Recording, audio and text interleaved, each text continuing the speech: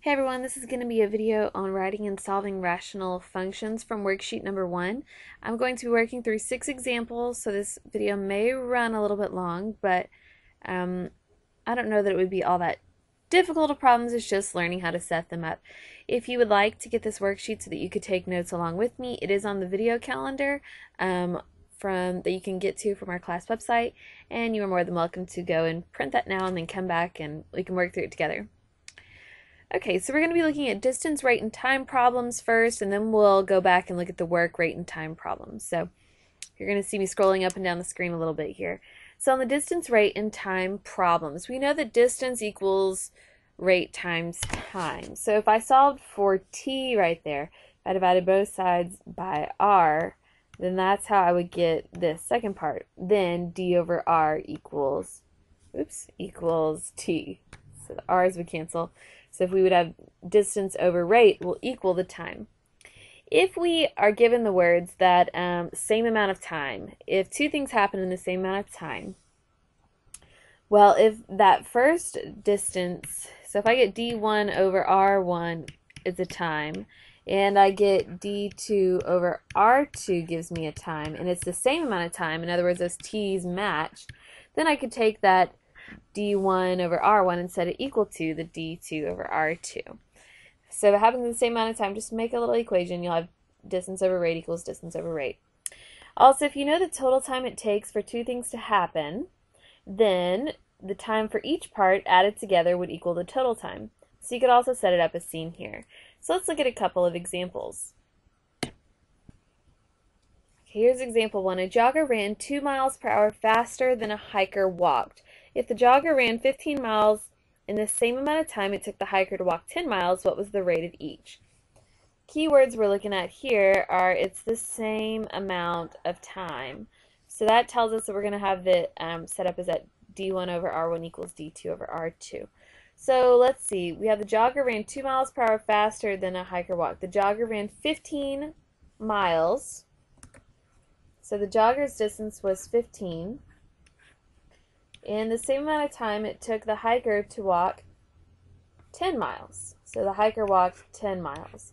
Now as far as the rate, we know the jogger was 2 miles per hour faster than the hiker. So if the hiker was at rate r, then the jogger was at r plus 2.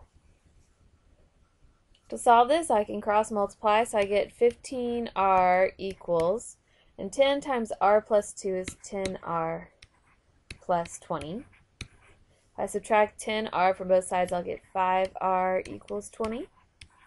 So then r would equal 20 divided by 5 is 4. So we know that the rate of the hiker was 4. So then the rate of the jogger is 4 plus 2, which is 6. So the jogger was at 6 miles per hour and the hiker was at 4. Okay, example 2. Mary took a 34-kilometer trip. She rode her bike for 28 kilometers and walked the rest of the way. It took her a total of 4 hours for the whole trip, and she biked 5 times faster than she walked. What was her biking rate? Keywords here. It gave us the total amount of time. So, first of all, let's see how much she biked. She biked for 28 kilometers, so she biked for 28, and she walked the rest of the way. So the rest of the way, that would be if the trip was total of 34 and she biked for 28, that's a distance of 6. So she went a distance of 6 miles walking. She biked 5 times faster than she walked. So if she walked at rate r, then she biked at 5r. And it was a total of 4 hours. So equals 4. So we're trying to figure out what was her biking rate. What was this 5 times r? Well, if I want to add these two things together, I can take this 6 over r, and I need a common denominator. So if I multiply this thing top and bottom by 5, then I would get 28 over 5r plus 30 over 5r equals 4. So if I add those two things together, I'll get 58 over 5r equals 4. Multiply both sides by 5r, I get 58 equals 20r. So then if I take 58 and I divide it by 20, I'll get my rate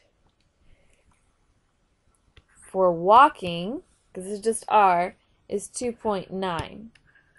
So then that 5r that we're looking for, that biking rate, remember that was at 5r. So if I multiply that times 5, I'll get 14.5. So there's, let's see, 14.5 miles per hour. Oh, no, that wouldn't have been correct.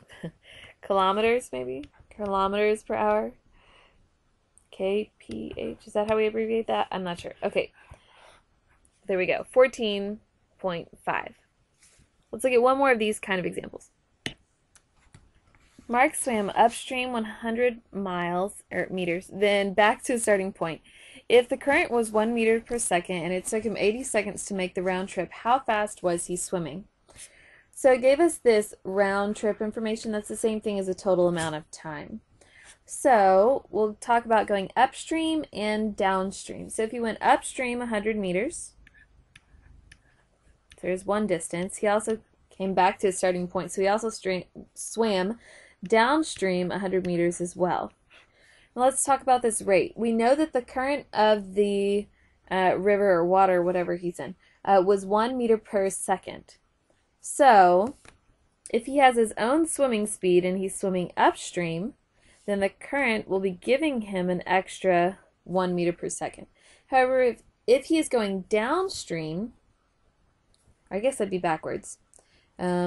Anyways, one direction he's going with the current and the other direction he's going against it. So whenever he's going against the current, he's losing 1 meter per second. And then that would equal a total of 80 seconds. So this is our setup here. So he swam 100 meters both ways. In one direction he was swimming with the current, one direction he was swimming against it. So in one direction it was pushing him in the direction he was going, and one in the opposite. So we want to add these together. We need a common denominator. Another way that I could think about this is if I'm trying to get rid of all of these fractions at once, so this r minus 1 and this r plus 1, so that I don't have to worry about them anymore, I would need to multiply each of these things by my least common denominator. Well, this r plus 1 and this r minus 1, they're almost the same, but that plus sign and minus sign make it totally different. So I'm going to take each thing and multiply it times the r plus 1 and the r minus 1.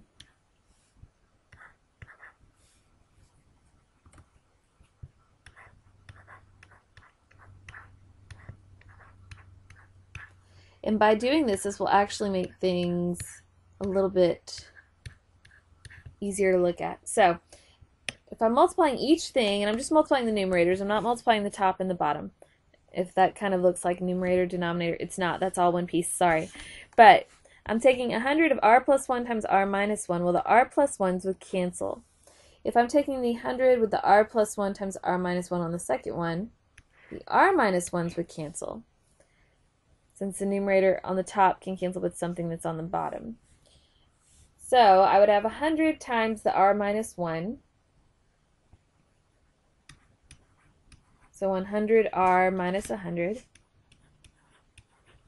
plus 100r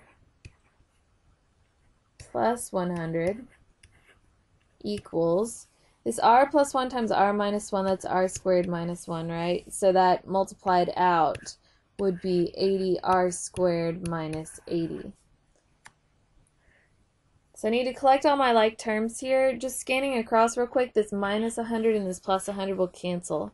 So that's 200r. But I want to move everything to one side. So I have 0 equals that 80r squared, subtracting that 200r over to this side, and then minus 80. At this point, you'd want to see if we can factor this, and just for the sake of time, I know that this doesn't factor well, so you would use the quadratic formula.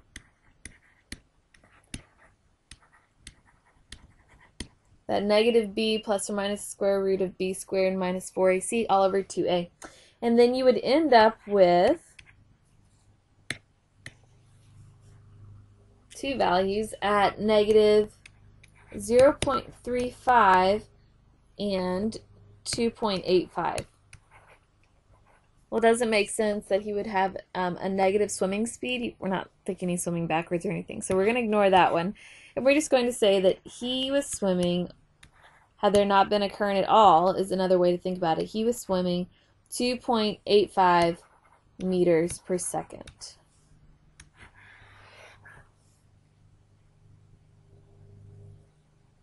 Let's look at the other kind of problems here. And we have work rate and time problems. So if T1 is the amount of time it takes one person to do a job alone, and T2 is the time it takes person 2 to do a job alone, then 1 over T1 is the work rate of person 1, and 1 over T2 would be the work rate of person 2. So if TW equals the time it takes person 1 and 2 to do the job working together, then the work rate of person 1 times the total time plus the work rate of person 2 times the total time would equal 1. Another way that you could look at this, I'm not sure if this would make it easier. I think in a way, for the understanding, this makes sense.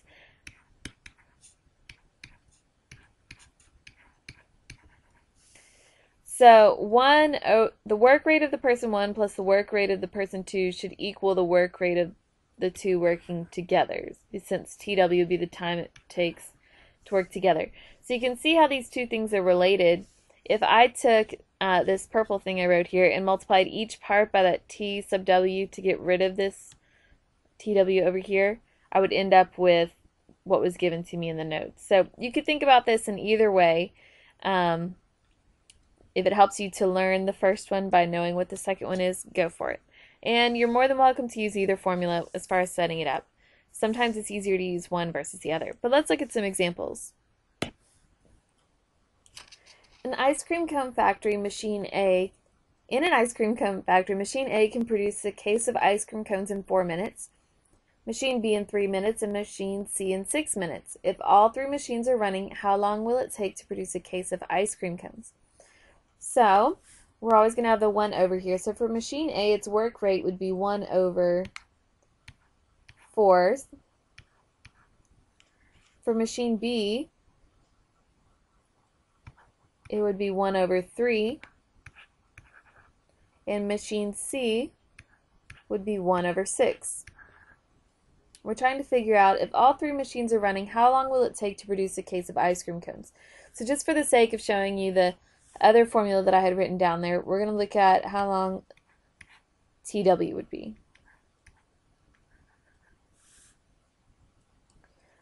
Okay, so I've got a fourth plus a third plus 1/6.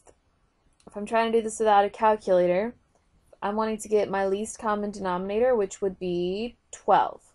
So to make this turn into 12, I'd have to multiply the top and the bottom by 3, this one by 4, and this one by 2. So notice I'm just multiplying by 1 in a different way each time. So I'll have 3 over 12 plus 4 over 12 plus 2 over 12. So that's 9 over 12 equals 1 over TW. So if I cross multiply, so TW, 9 TW equals 12. So then if I divide both sides by 9 and reduce it, I will get 4/3, and it's in minutes. So 4/3 minutes, or you could say is 1 1/3 minute. So if all three machines are working together, they will produce a case of ice cream cones in 1 1/3 minutes. Okay, let's look at example 2. It takes Susan X hours to stuff a carton of envelopes. It takes Joe 1.5x hours to stuff the same amount. If they have to stuff envelopes for a fundraiser, working together, Joe and Susan completed the job in 3.6 hours. How long would it take each of them if they had to work alone? Okay, so it takes Susan X hours. and it takes Joe 1.5 times x. So let's use that other setup where we multiply each part by the total time, which here is 3.6. And when that happens, we'll have it equal to 1. So if it's 3.6 over x plus 3.6 over 1.5x equals 1, if I just, instead of trying to do a common denominator, which I absolutely could, I could multiply this first thing top and bottom by 1.5, but I could take 3.6 and divide it by 1.5, so that way the x is just left on the bottom. And when I do, I'll get 2.4. So I have 3.6 over x plus 2.4 over x equals 1. So if I add those two things together, I'll get 6 over x equals 1. So if I multiply both sides by x equals 6. So Susan, oh, I accidentally said 6 before. It turns out that was the answer. So Susan would take 6 hours, since that's x, and then the 1.5x, in other words, Joe, if I multiplied 6 times 1.5, I'll get 9. So working alone, Susan would take 6 hours and Joe would take 9. One more example. A municipal water tank can be emptied through its single outlet in 48 minutes. With the outlet closed, the tank can be filled in 36 minutes. If the outlet is left open by mistake, how long will it take to fill the tank? So we're looking for that total time. We know that we can fill it in 36 minutes. So 1 over 36 would fill it. But if it's left open on the outlet, it takes longer for it to empty than it does to fill up. But if we're emptying it at the same time as filling it up, we're losing water. So working against filling up, we're losing 1 over 48. We're trying to figure out how long will it take to fill the tank. So it's filling up faster than it's emptying, so we will eventually fill the tank even though water will continually go out. But we're trying to figure out how long will it take to get a full tank here. So we're looking for, we could use this setup here, 1 over the total time. So if I get a common denominator here, let's see, if I have 36 and 48, that least common denominator would be 144.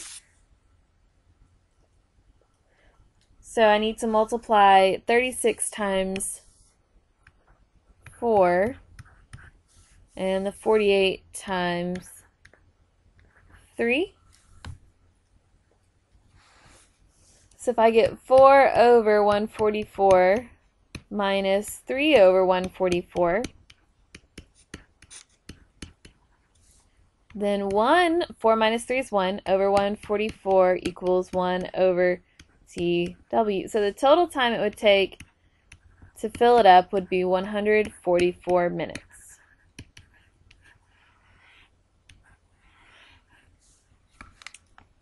Or someone could just be careful and leave the outlet closed, and it would take a lot less time. Okay, that's all of the examples I've got for you. Jot down any questions you have, and feel free to ask me in class, and I will see you next time. Bye.